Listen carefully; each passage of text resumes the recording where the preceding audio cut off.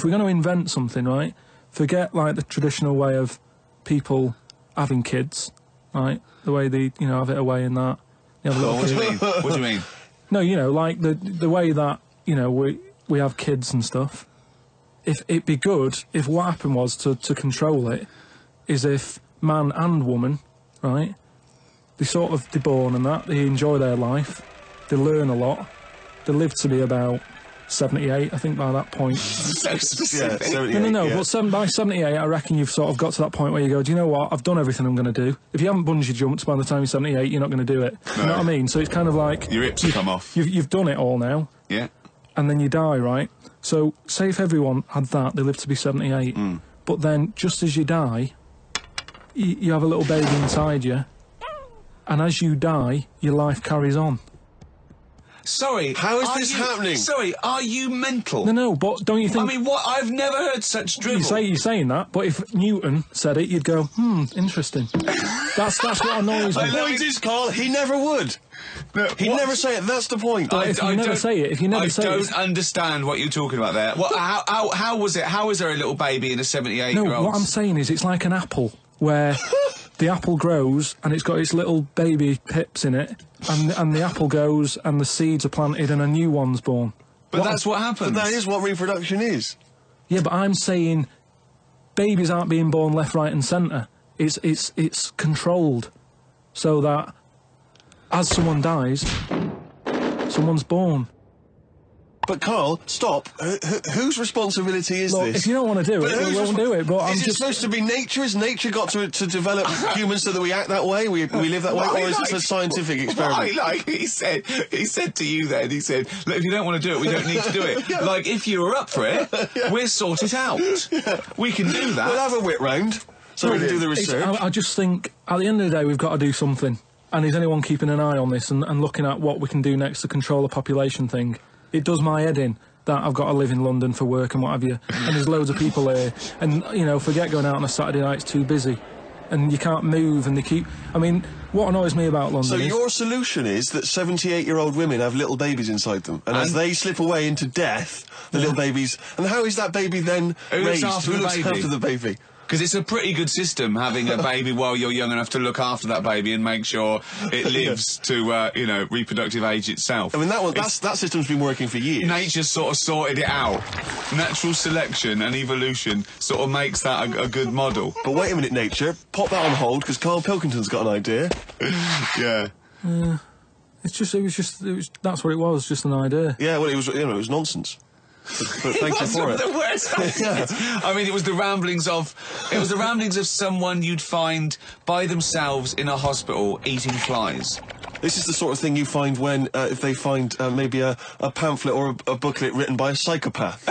You know, someone, just before they went on a rampage and then turned the gun on themselves, they go through their possessions and they find a book and it's got weird drawings, women with knives in their face, and this kind of garbage. In fact, I saw a similar sort of theory written out on a wall, but it was written in shit. Exactly. Yeah. No, all I'm saying is, I think it's, you know, when people die normally, everyone's fed up about it, aren't they, and a bit down. But if when you pass away, you go, oh, we're going to miss Gladys or whatever, but then there's this new life brought in, it's almost like a bad news, good news. But you're talking about it like someone could pick this idea up and run with it. Like you've given them enough information to do it. How is this possible? Where does she get the baby from? Why does it grow? Why grow it in Gladys's belly? Why not have it in a drawer? Ready to go, just add water. I mean... Who looks after son of Gladys? There is no theory here. There's no... It's the ramblings of a madman. Dinosaurs and man did not coexist. The dinosaurs had long gone before man arrived. Extinct.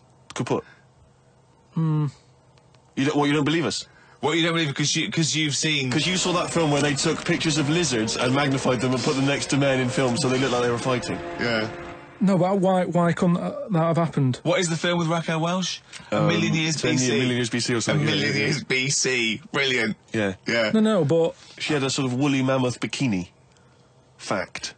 But why wasn't the dinosaurs back then just like how we have dogs now, in a way?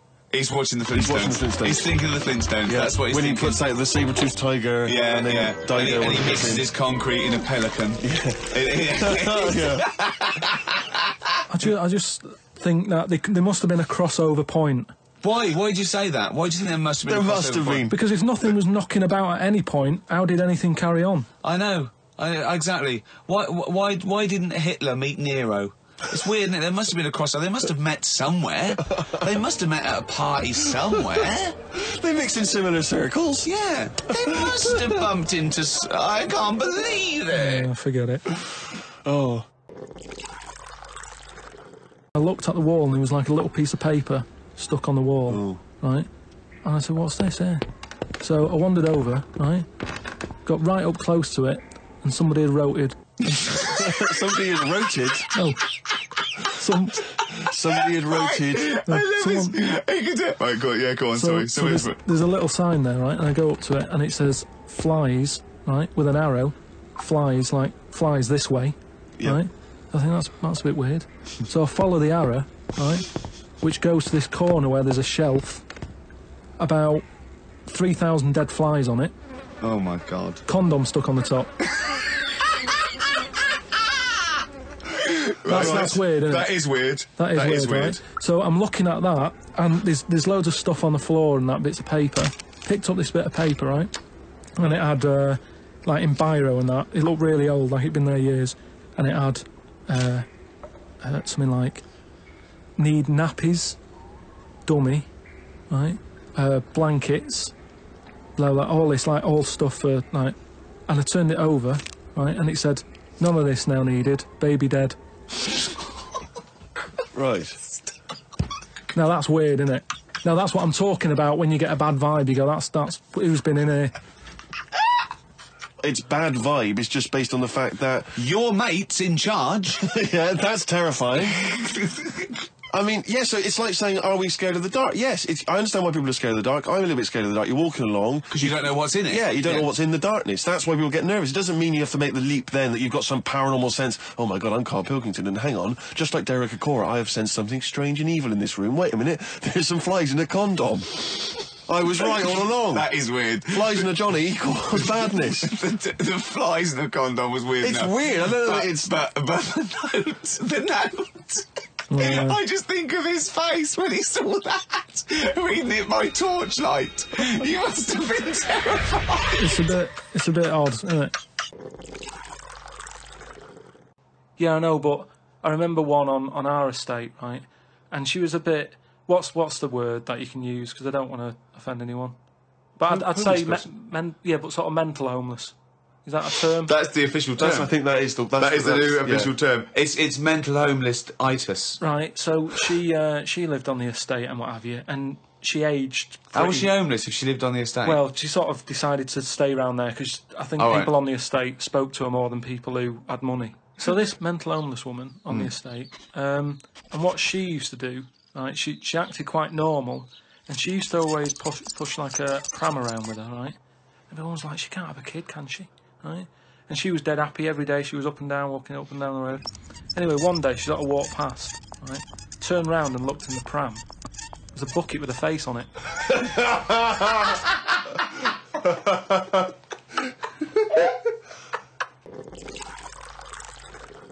You're telling me you've never, like, when you've been in a gym or anything, you've not just sort of turned your head, had a look and gone, all right, yeah, that's all right. Yeah. So let's just get this question right. Have we ever been in a gym and just taken a sneaky glance at a man's genitals? Is that your question to us? Right. For me, it's the same as when you see someone who's a bit odd, two heads or whatever. Well, I'll be honest. If I was in a gym and a bloke came in with two heads, I'd look. What I don't think people realise is, right, it is hard eating a little kangaroo knob. Right? Really? How do you know? No, it's just, you know, you think about it and you go, oh, couldn't do that, right? But what they never mention on the TV programme, which I think takes it to the next level, right, they're eating that at like 7:30 in the morning. Sure. Right. Which is worse, innit? Yeah.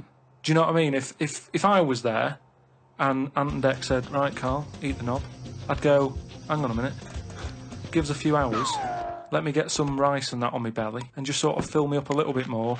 I'll pop back at about 6:30 this evening. Right. Have it ready.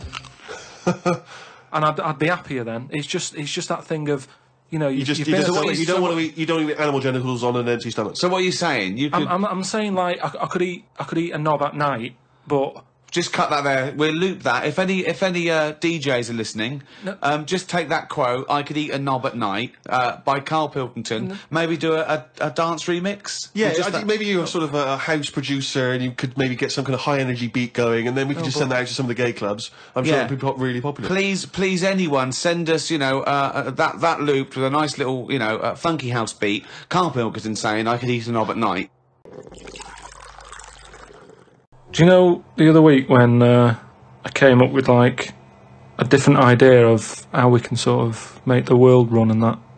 Can we just have a quick recap of that? Because I seem to remember it was a load of old arse. It was ridiculous. It was he was saying that the world is overpopulated, so the system would be where people were living too long and stuff. So what happens is people live till 78. I don't know how you can enforce that, right? No. But when they die, they've got a little baby in their stomach, like a pip in an apple, that then carries on when they die. Right. It wasn't a theory. It wasn't an idea. It was the ramblings of a mental case. You're saying it's stupid, but someone's emailed in and said, "Oh yeah, that's pretty good." Just saying, if that's a no, right? I've been thinking. It is a no. What about if we do it the other way, right? Ah, go on. Somehow, I don't know how. A kid has an old lady. That's what it's going to be, isn't it? A child will give birth to an old man. No. What I'm saying is, right? Go on. Work the other way round. Come on then. So if somehow we can inject something in like a body that's just died, right? Listen to this.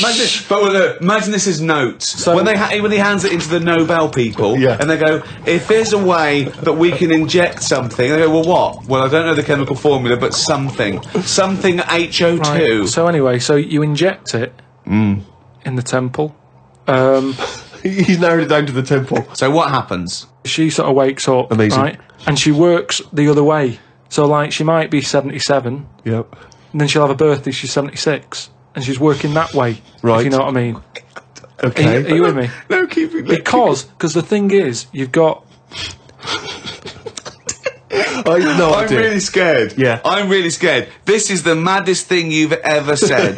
This is madder than the old lady with the pip like an apple in her belly. It sort of did work. No, it didn't work. It worked in your head. It's like a dream that you wake up and go, oh, I've got a great theory. This is it. Let me just tell you the ending, because the endings works out a bit better. Go on. What I'm saying is, when you die, at the age of... 78. 9 months...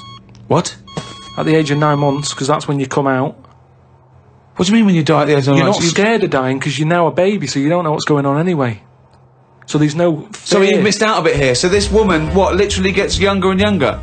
I think when she's in her 20s, she's in her old age, Rick. Yeah, but it doesn't matter, because that's the fun part of your life, isn't it? When you're 20 and you've got all your energy and that. So before you die, you're actually having a good life, rather than it being the other way around. But does she do different stuff than she did on the way up?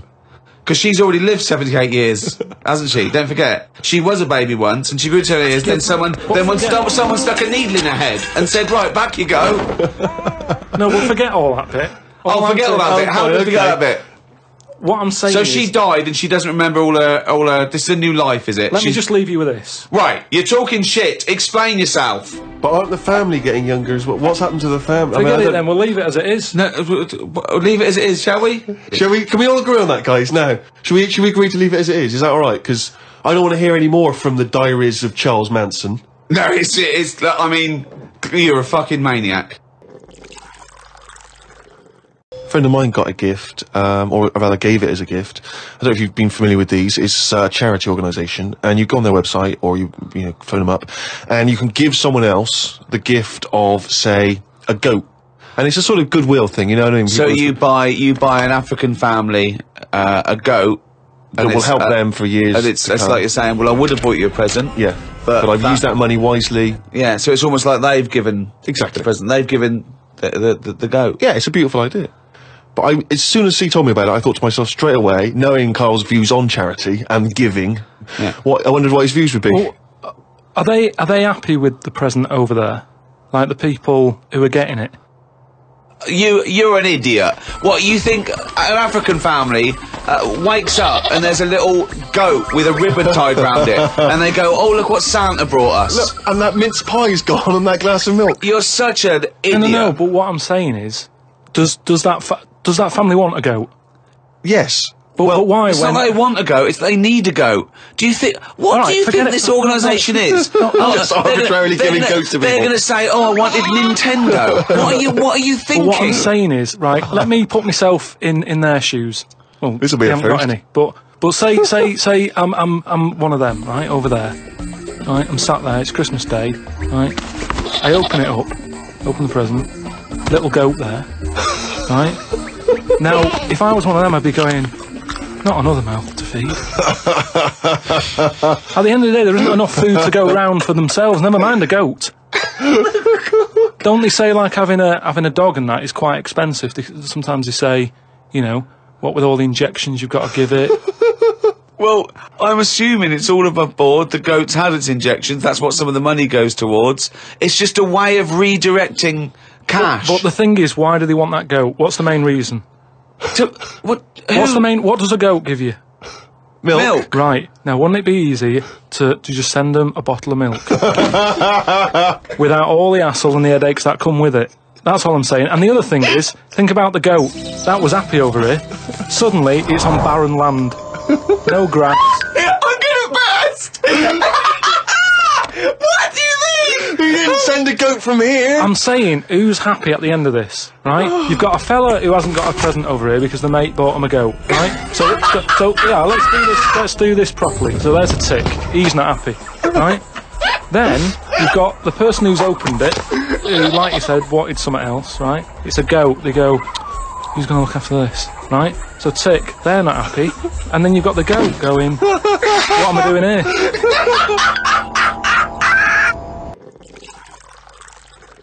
Because I was reading about the Virgin Atlantic thing, right? And I was reading something that in 1971, right, 3 of them went up there. There was one bloke in the rocket, right? The other 2 wandered off, had a walkabout, seeing what rocks they can find. Right? And that bloke who was in the rocket, right, he was the loneliest man ever in the world. I don't know what to do. What that was. I don't know what to do. I don't know if that's some sort of profound poetry or I don't. Do you know what I think he's trying to say?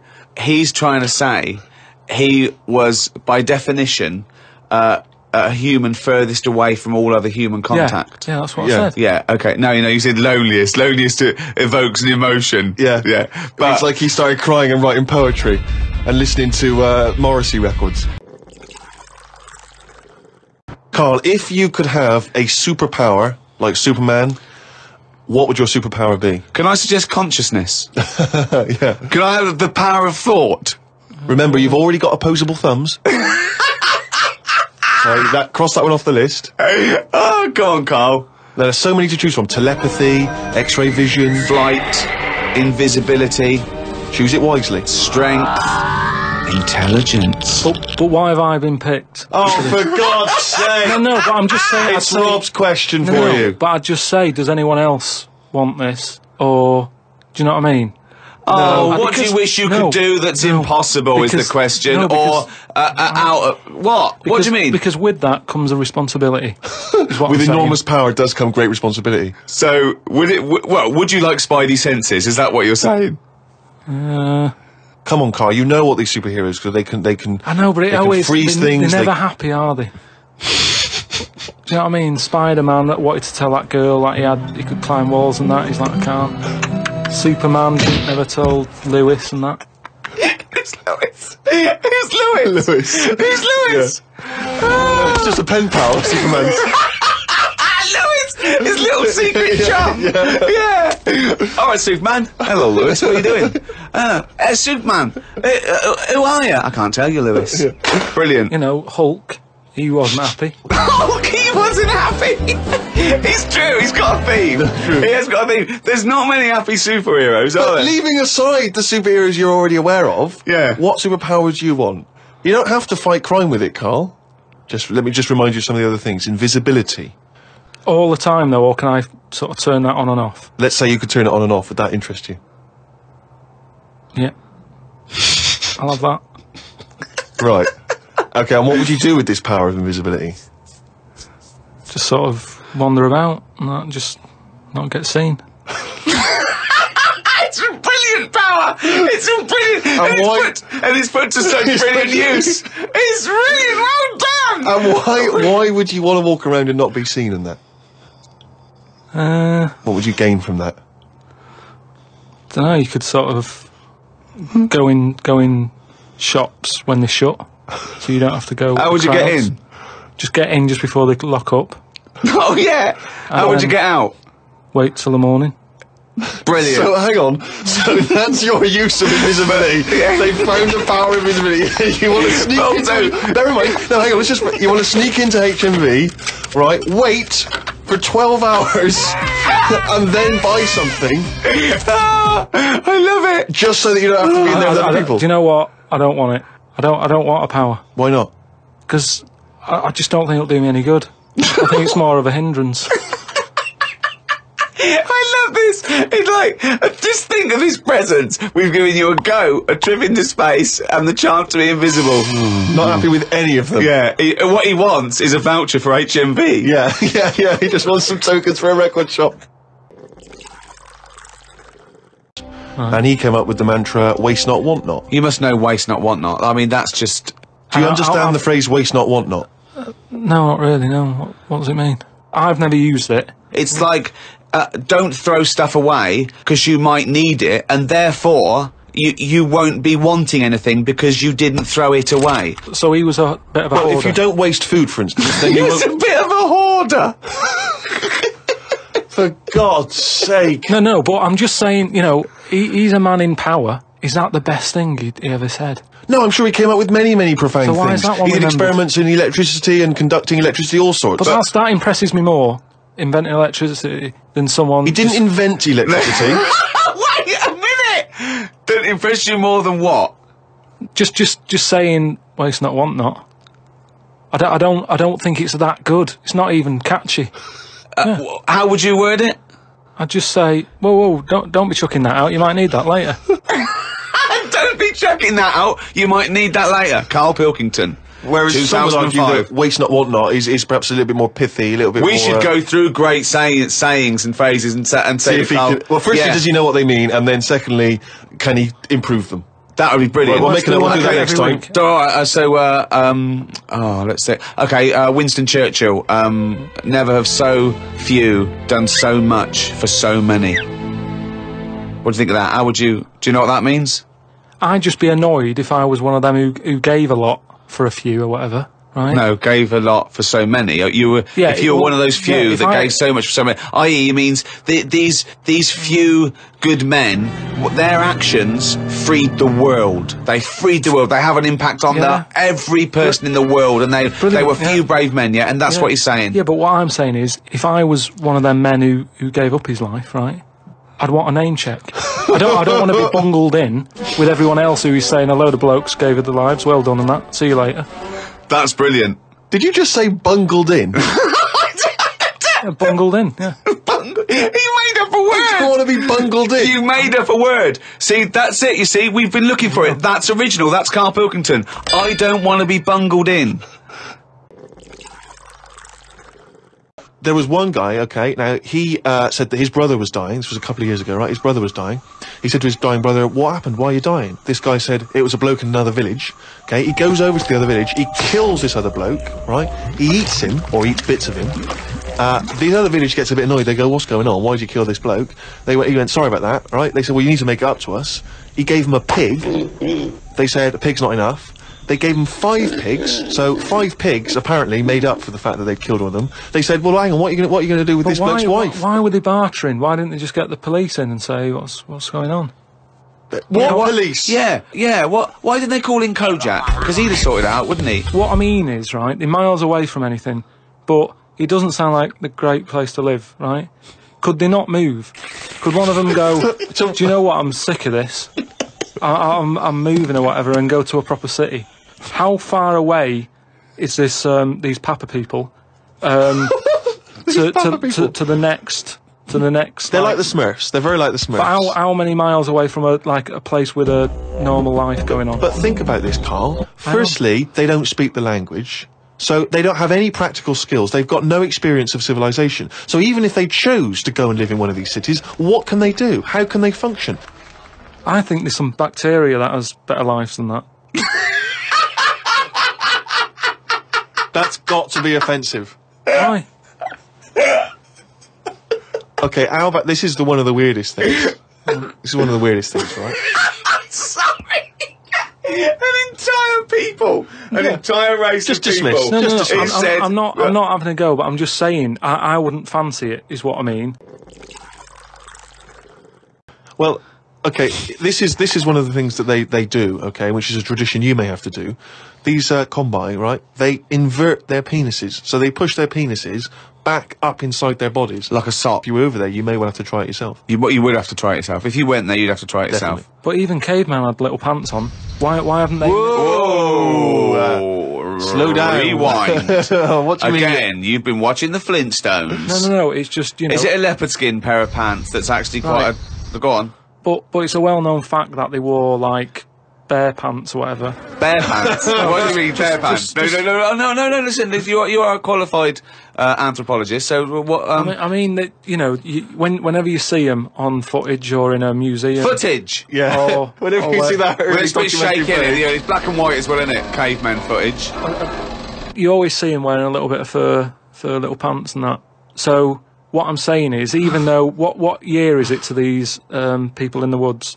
I don't know what this conversation is anymore. He's just clutching at straws. His mind, it's like a fly. His mind, isn't it? It's just buzzing round. It's trying to find a window. It is just It's hitting against pieces of information, but then just bouncing off. Yeah. Dazed to perplex. Forget it then. Well, if you can't put up with it, you're not good enough, are you? You've got no stamina. And yet he gets a plaque, is what I'm saying. It's annoying. Who would you like to see get a plaque in the modern world? Who deserves a plaque, in your opinion? Probably, like, nurses and that, who do a lot of bad things that I think I couldn't do that. Carrying lungs about and all that. No, but I couldn't do you know what I mean? That's one job that... My mum wanted me to be a doctor. Whoa! What was she thinking? Oh, what's her expectations like now? Apple didn't fall far from the tree. Oh, when did she start giving up that dream? At what age did she start going, Karl, you don't need to study your books anymore. Go and play with the worms in the garden. When did she sort of, like, let you off that dream? Is it the day that she caught you with a spoon up your nose?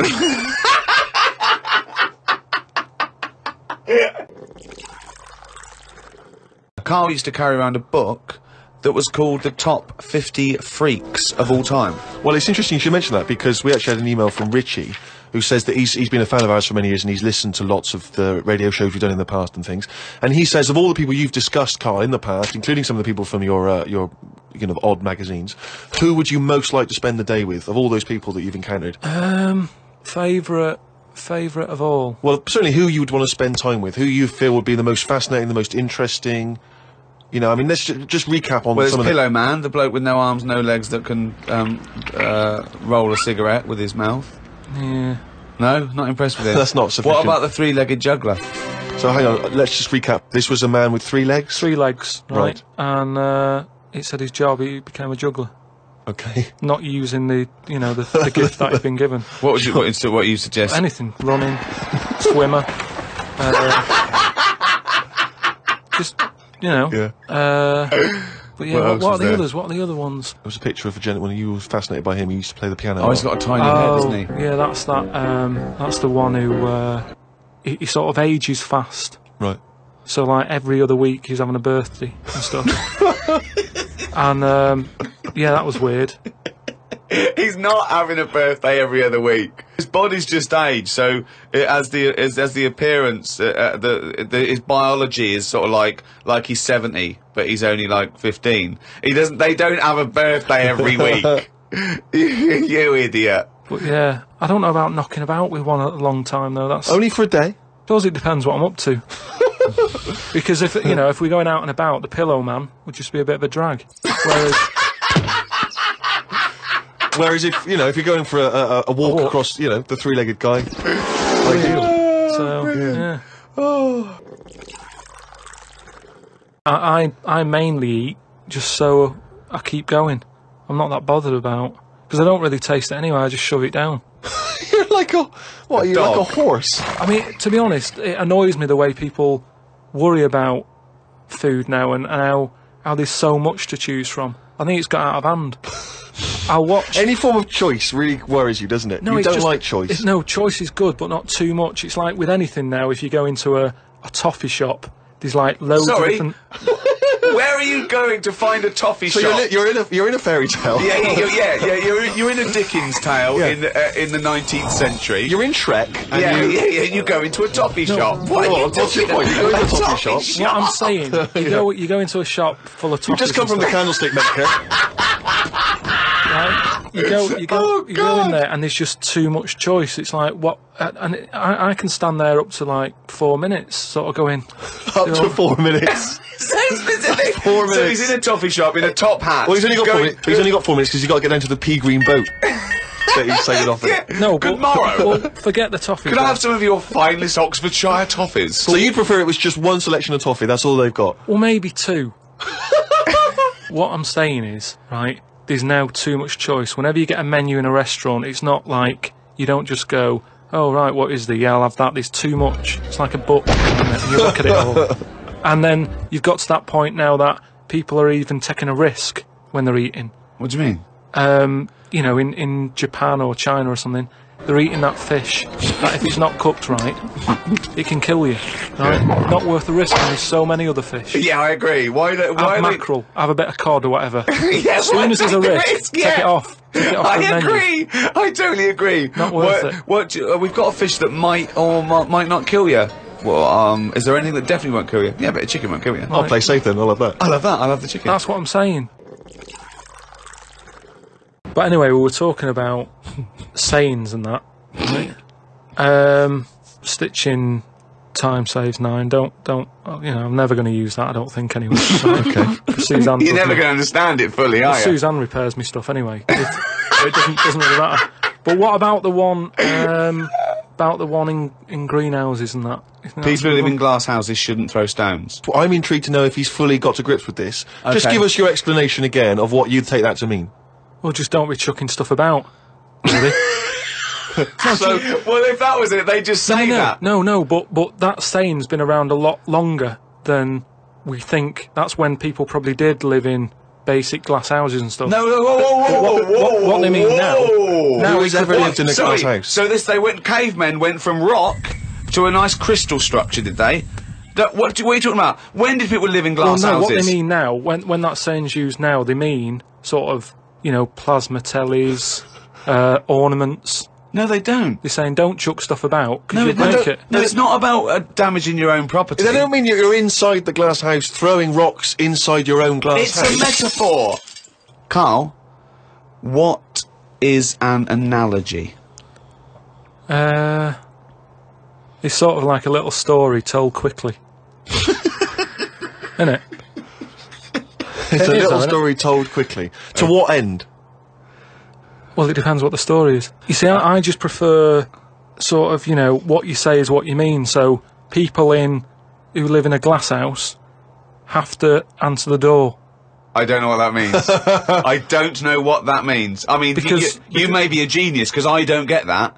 People who live in glass houses have to answer the door. Okay, let's hear his explanation. Because the people knocking at the door will be able to see you because it's a glass house. But you have to add a number of other things, other caveats. Surely, if you live in a glass house, don't walk around naked. Yeah. If you live in a...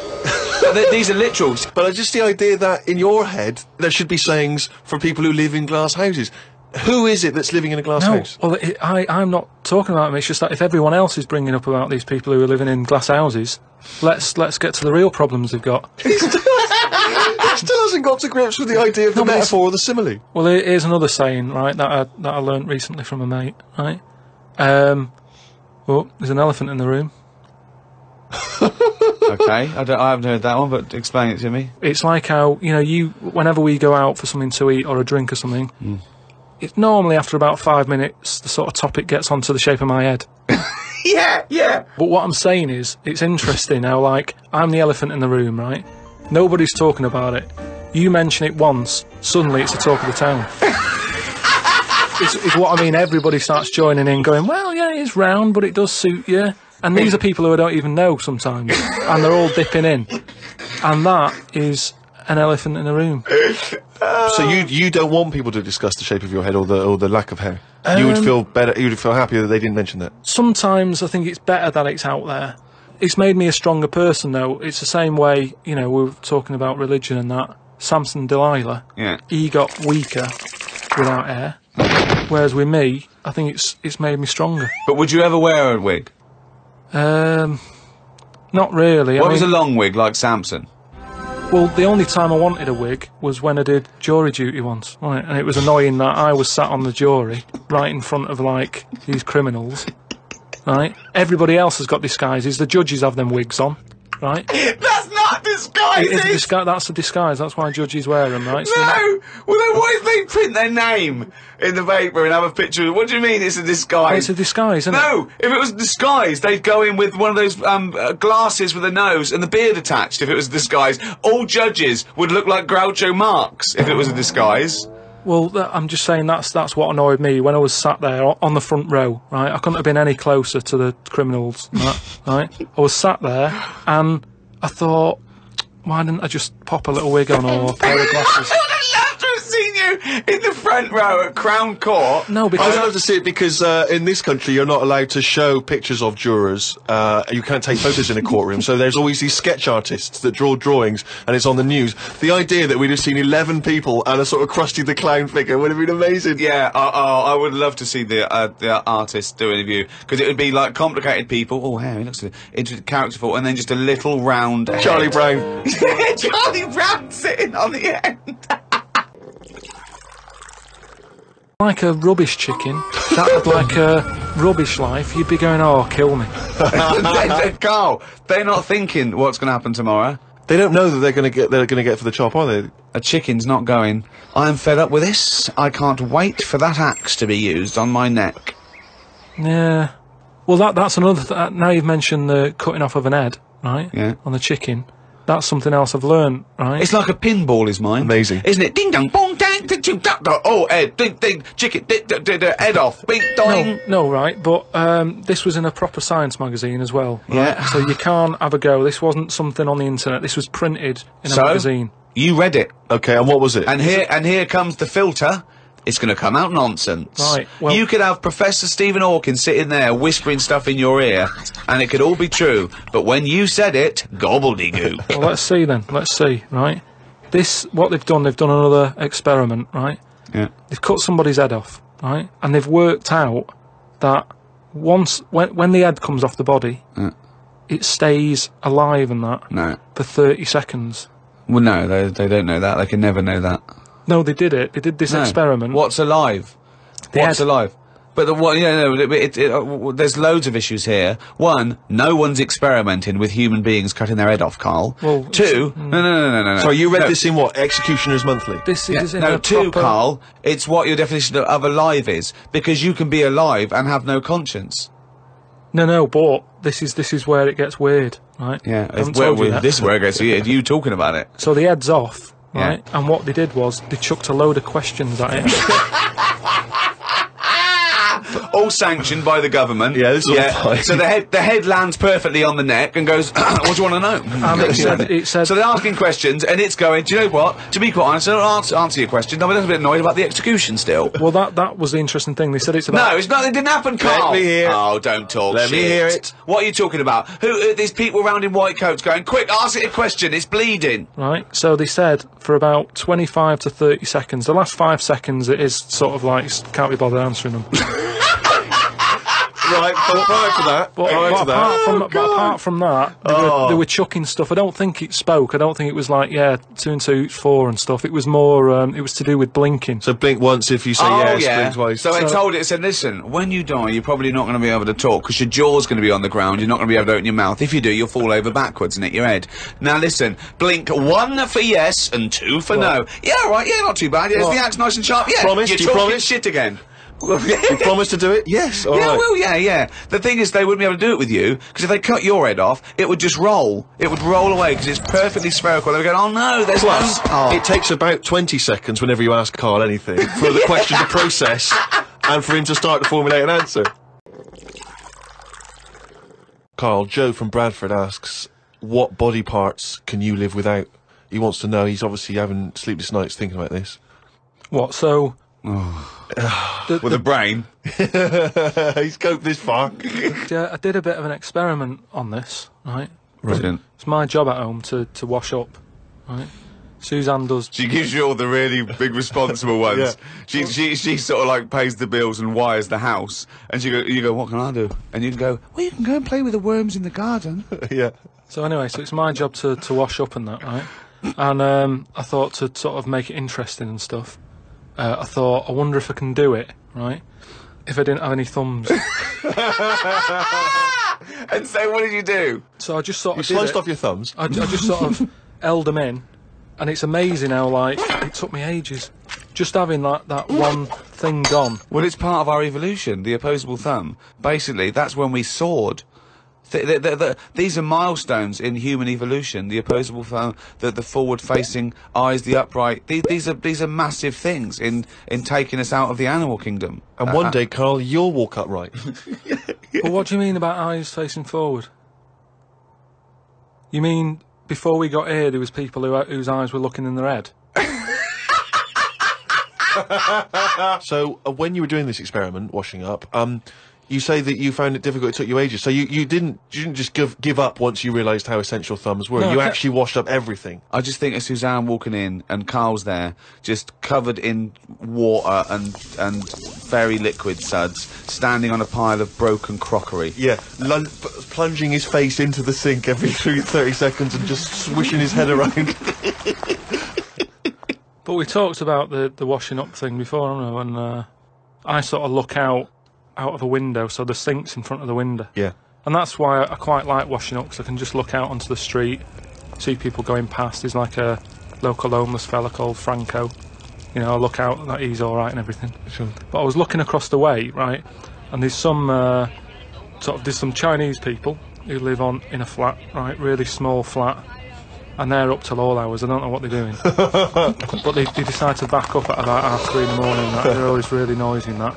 But above them, there was some woman, right, who, the sort of bedroom is on par to our kitchen, right? Yeah. So I'm sort of washing up. Yeah. And I sort of look across and see this woman with, like, you know, no pants on and that, no bra and that. Naked. Yeah, just... That's the word you're looking for. Yeah, she's just wandering about, you know, on that. So I was like, oh, what's going on here? So I carried on washing up and that, right? And kept looking, and then I was looking and she looked at me. Right, so we made eye contact. Sure. So I was like, oh God, right? So what I thought the best thing to do was sort of drop me pants a little bit. just a little bit, just like, you know, I had boxer shorts on and that. I thought if I just show a little bit of sort of arse cheek, then it's kind of like, right, we quits. Right? I don't understand the thinking.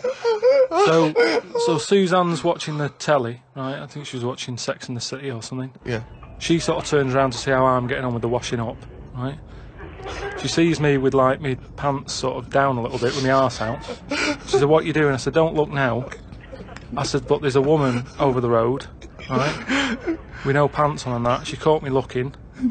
I'm just giving her a bit back. I love the fact that he explains the rules, and Suzanne's meant to go, okay. That makes sense. But I don't. So hang on. So you showed a bit of your arse. You turned presumably to show the arse. Or waggled the arse at the woman. I had to lift it up a little bit on the sort of on the draining board. What? Hang on though.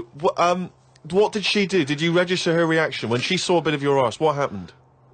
When she saw my arse. Yeah. Well, then I wasn't looking because I thought, in a way, I don't want it to look like, well, I've seen a bit of your stuff, here's a bit of mine. I just thought, at the end of the day, I caught a glance of you. It's only fair. You've had a bit back. You know, I'm not making a big deal out of it. I genuinely think James Stewart missed a trick here in Rear Window. Yeah. This would have been, you know, a much better film had James Stewart just popped his pants down. It would have given a whole new meaning to the title Rear Window. Yeah, exactly. It's tricky though. I seem to be surrounded by people like that. Remember that film, that Sliver or something? Okay, right. When they've got video cameras. Yeah. I'm just looking onto everybody's world and just seeing what people are getting up to. There's nothing wrong with that. Brilliant. That's why I like washing up.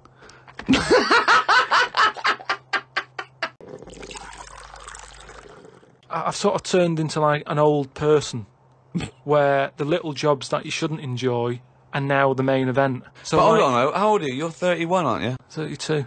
32, and you're pottering around, not knowing what to do with yourself. Well, like yesterday, Suzanne's shoes needed to go to the cobblers, right? I haven't heard the word cobblers. I didn't even know cobblers still existed. I only ever see that in Christmas films made by Disney. Well, I had to go and do that, and that suddenly... Because last time you were going to the toffee shop. Yeah! And now you're going to the cobblers. Next week it's the candlestick maker. But all I mean is, that suddenly is a nice little day out. I'm sort of putting my coat on, going, right, I'll go and see the cobbler now and go and have a chat. Tell me about the cobbler. You didn't come back with 3 magic beans, did you? No, the cobbler's all right. He's doing, he's fixing Cobbling. shoes and that. He's cobbling. He's cobbling all day. Have I told you about my Uncle Alf, who was a cobbler? No? I'm sure I told you about him. He's the one who, he lived in like a bedsit, and he had 2 tellies. He had like one that the sound didn't work on, and one that the picture didn't. But both together, it worked. Oh, right, okay. So as long as he was watching the same channel on both, sound came out of one telly, and he'd watch the picture on the other. Brilliant. And he slept in like a rubber dinghy, right? But he was... Whoa! You can't just let that slide. Why did he sleep in a rubber dinghy? He just liked boats and stuff, and he sort of... Yeah, I like boats, but they're better on the water. Beds are better to sleep on. Boats are better to sail on. Well, he just had it in there. It's a bed sit. It was really tight space. Boat sit. He's got this. It's moved into a dinghy sit. He's got this dinghy, so he's thinking, well, rather than it get in the way, I might as well use it. Yeah. Right? But he was a cobbler, and he used to like repair like my shoes and that, right? Yeah. But he'd always sort of overdo them, right? So What do you mean? like, Fancy. do you know like Pimp My Ride on MTV? Yeah. Because he does up shoes, he'd go mental on them. What do you mean? There was the stereo. Yeah. Well, no, There was horns. He'd sound, Here Go comes faster Karl stripes down the side. Yeah, here comes Mr. Pilkington. He's got the fastest shoes in the land. well, he'd just make shoes that would last forever. So instead of putting like 1 sole on, he'd put about 5 on. So it looked like one of them built-up shoes that you never see. He'd just put loads of stuff on. They'd last forever, but they did. But they look like I was- orthopaedic shoes. Yeah, yeah. It just like suddenly I was like 6'7" whenever he'd sort of sorted my shoes out. But he's a cobbler, and it's work. That's always there for you, isn't it? I suppose so. So you went out with to take Suzanne's shoes to the cobbler. Yeah, so that's it. Yeah, so I just took him to the cobblers and that was like a nice little job for the day.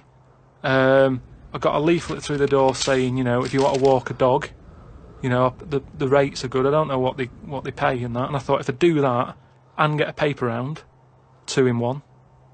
Sorry, you just went from a job, right, where you were the head of production at a radio station, dare I say it, on... can I discuss your... Well, it was an all right wage. Yeah. It was very good. But I wasn't happy, so it's pointless. No, I know that, but to go from the head of a department on a lot of money to walking dogs and doing a paper round, I don't know. No, but it's about being happy, isn't it? I know, but that's commendable if that's true, but... okay. And that makes you happier. Well, I haven't walked the dog yet, but I'm just saying if I do... I mean, I'm not taking it if it's raining. I'm just thinking if it's a nice sunny day and I fancy a potter, I'll go round to her and say, well, how much are you paying? I'll take the dog a walk and stuff. But I can't believe some of the words that have cropped up. Potter, cobblers, toffee shop. It's very, very strange. Do you live in Narnia? I think, therefore, I am. Cogito ergo sum. But we don't need to know the Latin bit. Why is everyone always going back to Latin? It was ages ago. Why is that language always being... And were Latin people always in a rush? Because they seem to be like words for full sentences. Why couldn't they just take the time and say what they want to say? And it's just like, what was the I love you rush? to teach Latin. What A stitch in time saves 9. is it to do with sewing? Well, yeah, sort of. So it's not that clear. So if you got a jacket, Yeah. and the seam starts coming undone, oh, there's a little bit of seam. I'll leave it. Oh, it's getting worse and worse. Soon your sleeve falls off. So you just need 1 stitch there. That'll do it. If you do it now later, you'll need 9 stitches, and that, of course, is an analogy to other things. But it depends if you're busy at that point, because if you've got something else that needs doing, that means that isn't being done because you're messing about sorting out a hole in your coat. Is what I mean. Yeah. You can't always do stuff straight away. So maybe, I don't know. I don't know if there's a sort of a middle ground where you don't have to do it straight away, but stitching A stitch sometimes time, today. say in 15 or whatever, meaning you don't have to do it straight away, but just do it before it gets really bad. Brilliant. Do you think yours is less poetic than A Stitch in Time Saves 9? So yours is, this is what you wanted to be a quote, right? Where, well, you could do it now, but if you're doing something else, then, you know, well, don't do it immediately, but do it soon so it doesn't get really bad. Karl Pilkington. No, but it's the same. That's the same way I treat most things in life. It's like I never go to the doctors unless it's really That is sensible. bad. That is very good advice. No. That's brilliant advice Well, for it is, anyone though. listening. Never go to the doctors. Unless it's really bad. But that's why a lot of people, you know, die because they don't want to bother the doctor, or they're mildly embarrassed, or they don't know symptoms, bad symptoms. Go to the doctor if you're not sure about something. Like you were terrified to go and have your prostate. Still not doing it. Why not? I wish you wouldn't talk about it, because now Suzanne will listen to this and she'll go, "Oh yeah, you haven't been," and start dragging it up again. But why are you worried about a little a qualified doctor? I don't know what they're doing up there. What they What just year are we in? They. What are you talking about? They pop their finger up. That's what I mean, though. Why? Why are they still using the index finger? What, would you prefer the forefinger or the thumb, would No. you? No, what I mean is, we've got... Or a thumb on a stick, some kind of thumb on a stick. Yeah, would you prefer it to A be mechanical thumb, a Oh, robot good. thumb. Why isn't it just a little camera? Well, they put the camera up if they initially discover something. But just put the camera up straight away. If I'm No, paying they for don't the need visit. to. They pop the finger up, feel that the prostate isn't swollen, wiggle it around a little bit up your back passage. What are you worried about? I don't think they need to do Are that. you in this embarrassed? day Are and you age. embarrassed about being in a room with your trousers around your ankles and a little fella popping A his... little bit, yeah. Why? And the other thing is, it's not just that, is it? So you go in there, they check your heart out and that, which to me is the most important thing, because that's what keeps you going, isn't it? Yeah. Right? You've got to go there. You Yeah. sat on the bus, stressing out, thinking, oh, in less than half an hour, I'm going to have a finger up the arse, right?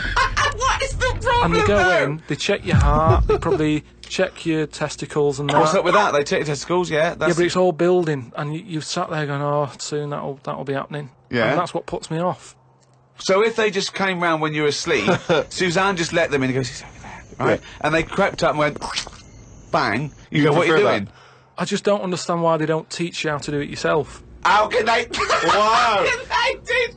Imagine you squatting in a corner with one hand on your bollocks and the other finger up the arse going, it seems to be all right. Carl, you don't understand the phrase "a stitch in time saves 9." I don't think you should be doing any kind of invasive medical research in your own human body. But then Who if knows what trouble you're going to cause? No, but then at You would least get stuck. Yeah. You would get stuck. Susanna come out, your fist would be up your own arse.